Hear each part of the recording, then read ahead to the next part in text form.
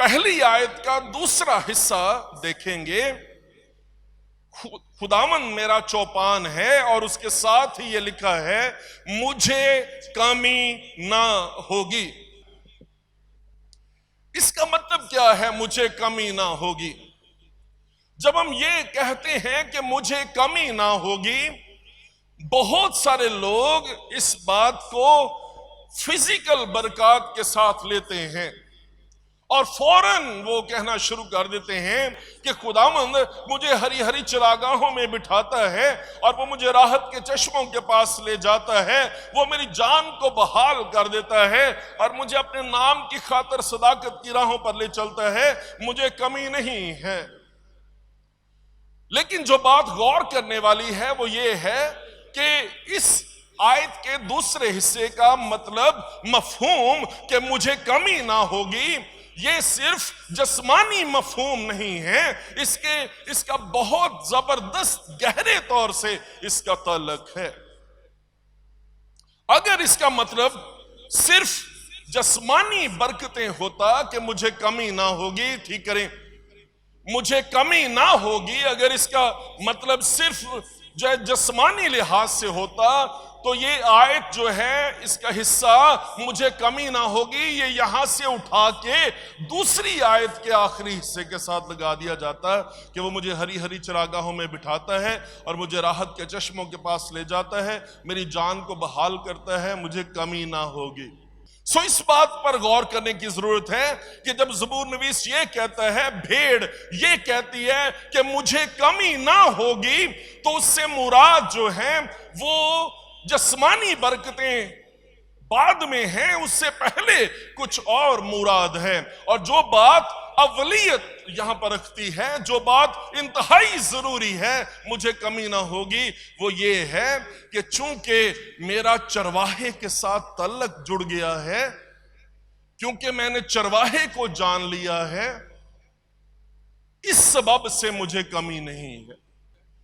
Preference جو ہے، اولیت جو ہے، وہ چیزوں کو نہیں ہے، اولیت جو ہے وہ چرواہے کو ہے۔ زبور نویس جو بات کر رہا ہے وہ یہ کر رہا ہے کہ میں نے بادشاہ کو ڈھونڈ لیا ہے، اور چونکہ میرا تعلق بادشاہ کے ساتھ ہے، اولیت بادشاہ کو، چوپان کو حاصل ہے، مصلوب مسیحا کو اولیت حاصل ہے، وہ میرا چوپان بن گیا ہے، اس سبب سے مجھے کمی نہیں ہے۔ جو لفظ کمی کے لیے جو لفظ استعمال کیا گیا ہے وہ ہے خاسر، عبرانی زبان کا لفظ ہے جو کمی کے لیے استعمال کیا گیا، خاسر۔ اور خاسر جو ہے اس کا مطلب ہے، جو میں سمجھتا ہوں ہمارا اردو زبان کا جو لفظ قاصر ہے، قاصر وہ یہاں سے نکلا ہے کہ میری زندگی میں کچھ بھی ایسا نہیں ہے جس سے میں قاصر ہوں، جس سے میں محروم ہوں۔ اس کا مطلب ہے مجھے کسی چیز کی کمی نہیں ہے۔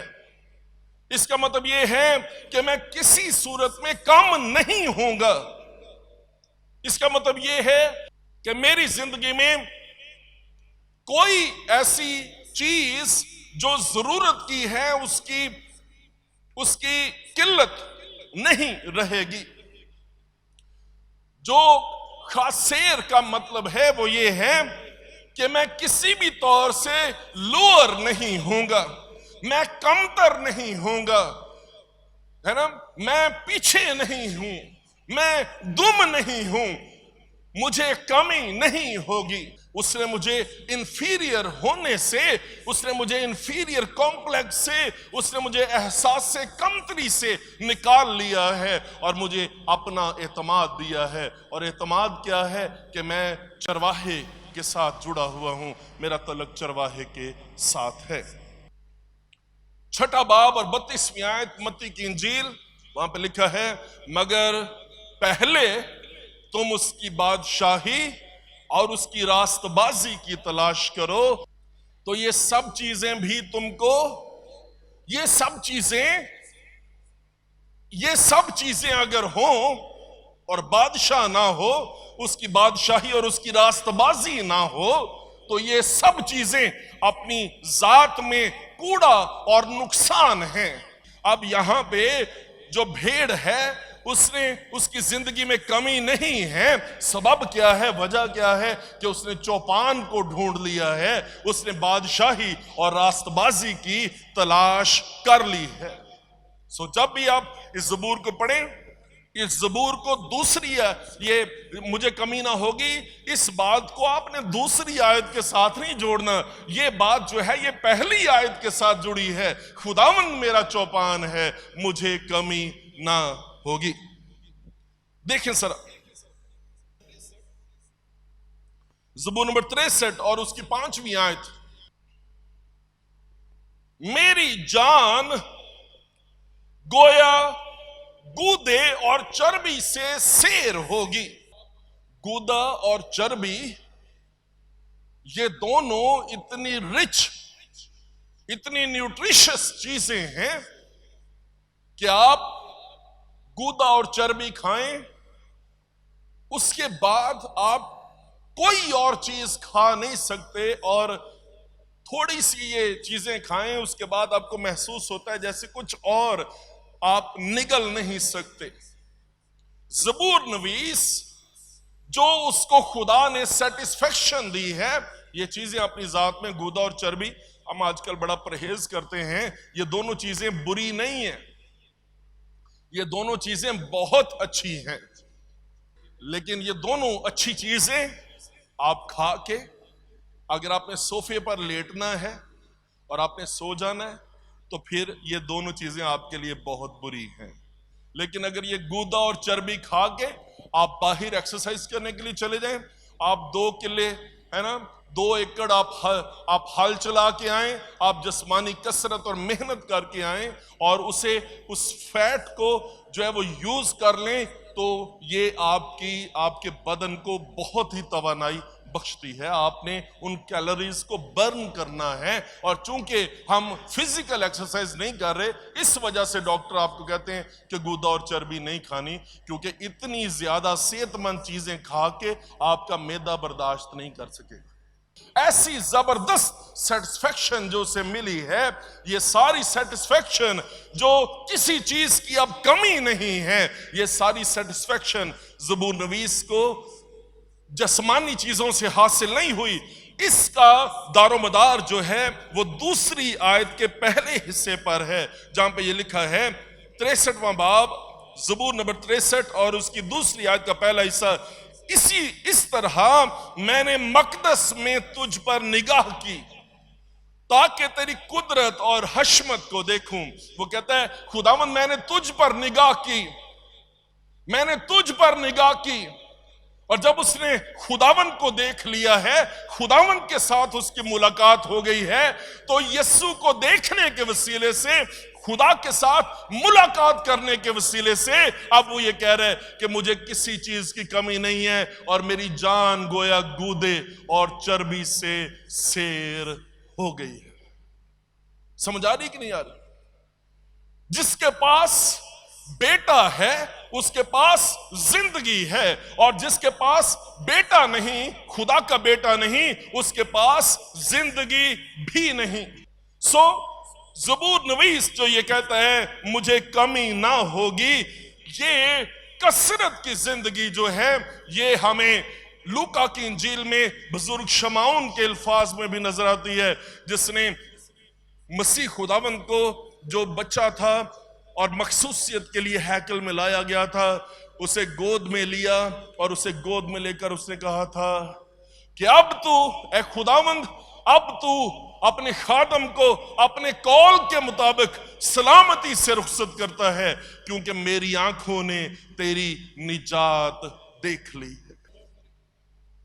چوپان کو دیکھنا، خداوند کو اپنی زندگی میں لے آنا، آپ کی جان کو، آپ کی زندگی کو، آپ کے دل کو آسودہ کر دیتا ہے، معمور کر دیتا ہے، اور یہ وہ سب سے بڑی بات ہے جو خدا کی نعمت کی صورت میں ہماری زندگی میں ہے۔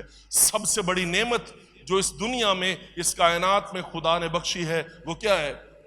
خدا نے دنیا سے ایسی محبت رکھی کہ اس نے اپنا اکلوتا بیٹا بخش دیا تاکہ جو کوئی اس پر ایمان لائے وہ ہلاک نہ ہو بلکہ ہمیشہ کی زندگی پائے۔ جو میں اور آپ کہہ رہے ہیں نا کہ مجھے کمی نہ ہوگی، اس سے مراد یہ ہے کہ میں چرواہے کے ساتھ جڑ گیا ہوں، اب مجھے کمی نہیں۔ تیرے نام کو میں نے جان لیا ہے، یہ وہ سبب ہے جس نے میری زندگی میں مجھے آرام بخشا ہے، مجھے اب کوئی کمی نہیں ہے۔ یوحنا کی انجیل میں اس کے پہلے باب میں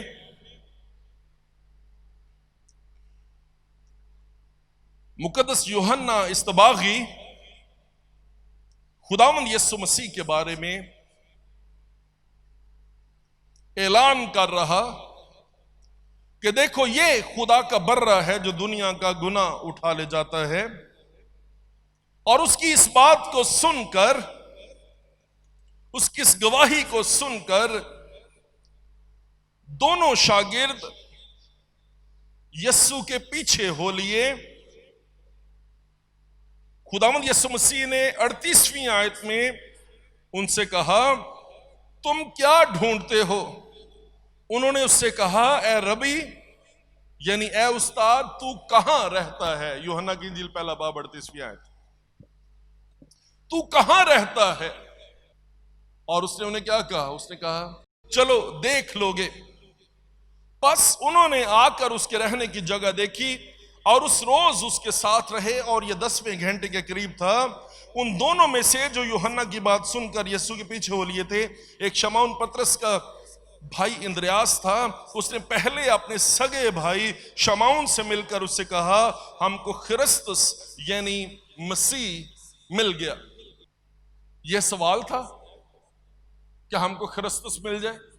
نہیں، سوال کیا تھا؟ تو کہاں رہتا ہے؟ اور مسیح خداوند نے کیا کہا؟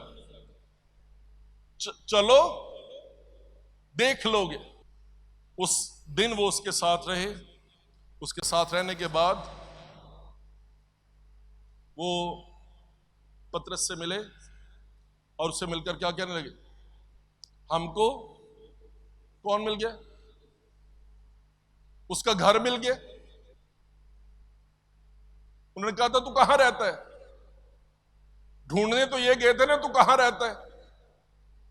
واپس آ کے کیا کہتے ہیں؟ اس کے گھر مل گیا، اس کے ایڈریس مل گیا، اس کا گھر بڑا عالیشان ہے۔ ہم نے اس سے کہا تو کہاں رہتا ہے؟ اس نے کہا چلو دیکھ لو گے۔ ہمیں ساتھ لے گیا، او وہاں پہ گئے، وہاں پہ یہ تھا اور وہ تھا اور یہ سب کچھ تھا۔ اوہ کیا بات ہے یار! نہیں، واپس آئے، واپس آ کے اپنے بھائی سے اس نے کہا ہم کو خرسطس یعنی مسیح مل گیا۔ میں آپ سے ایک بات پوچھنا چاہتا ہوں، بہت سارے لوگ اس بات کے پیچھے ہیں کہ ہم کو کیا مل جائے گا۔ بہت سارے لوگ کہتے ہیں تیرا گھر، تیرا فردوس کیسا ہے؟ بہت سارے لوگ آپ کو بہت کچھ کہیں گے۔ ان شاگردوں کا بھی یہی سوال تھا، تو کہاں رہتا ہے؟ تو کہاں رہتا ہے؟ اور واپس آ کر انہوں نے ڈیٹیل نہیں بتائی کہ اس کے فردوس میں، اس کے گھر میں کیا کیا کچھ ہے اور کیا کیا کچھ مل جائے گا۔ واپس آ کے انہوں نے پورے نقشے نہیں کھینچے۔ واپس آ کے ان کے ایکسائٹمنٹ اور ان کا جوائے، ان کی شادمانی، ان کی خوشی کی انتہا نہیں ہے، اور وہ یہ کہہ رہے ہیں ہم کو خرسطس، ہم کو مسیح مل گیا ہے۔ فردوس ہے ہی اس لیے کہ وہاں پہ خرسطس ہے، وہاں پہ مسیح ہے، وہاں پہ خدا ہے نا؟ جو یہ بات ہے نا مجھے کمی نہ ہوگی، یہ فردوس ہے، مجھے کمی نہیں ہے، یہ فردوس ہے۔ وہاں پہ سب کچھ افراد سے ہے نا؟ وہاں پہ درخت ہیں اور ان کے پتوں سے جو ہے قومیں شفا پاتی ہیں، اور وہ ہر مہینے نیا پھل لے کر آتے ہیں، اور سونے کی سڑکیں اور یہ سب کچھ ہے نا، پورا نقشہ، اور جو اس کے دروازے ہیں وہ ہیرے اور جواہرات کے ہیں۔ سمجھ آ رہی ہے؟ یہ سب کچھ ہے نا؟ اور بتایا گیا ہے کہ وہاں پہ سب کچھ افراد سے ہے، کوئی کمی نہیں ہے۔ لیکن جو سب سے بڑی بات ہے اس جگہ میں وہ یہ ہے کہ جس کا گھر ہے وہ وہاں پر ہے. آمین. جس کا گھر ہے وہ وہاں پر ہے. اور اگر آپ کی ملاقات ہیرے جواہرات سے ہو جائے، سونے اور چاندی سے ہو جائے، میوہ درختوں سے ہو جائے، آب حیات کے دریا سے ہو جائے، اور آپ کی ملاقات وہاں پر بادشاہ کے ساتھ نہ ہو، خداوند کے ساتھ نہ ہو، آپ کبھی نہیں کہہ سکتے مجھے کمی نہ ہوگی. آپ کی زندگی میں کمی ہی کمی ہے. لیکن جب آپ یہ کہنے کے قابل ہو جائیں خداوند میرا چوپان ہے، جہاں پہ چوپان ہے وہاں پہ کمی نہیں ہے. آمین. اور جہاں پہ چوپان نہیں ہے وہاں پہ سب کچھ بھی ہو تو بھی وہاں پر کمی ہے. آمین. آمین. آپ کی زندگی کی بھرپوری، آپ کی زندگی کی معموری، آپ کی زندگی کا جو سارا اطمینان، ساری برکت ہے وہ چوپان کے سبب سے ہے.